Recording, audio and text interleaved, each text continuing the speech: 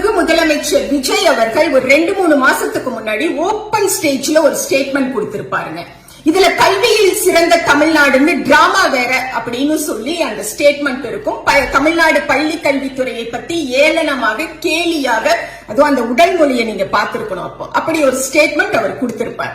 இன்னைக்கு 10ஆம் வகுப்பு தேர்வு முடிவுகள் வந்திருக்கக்கூடிய தருவாயில மாண்புமிகு அமைச்சர் சகோதரர் ராஜ்மோகன் ஒரு ஸ்டேட்மெண்ட் கொடுக்கிறாரு.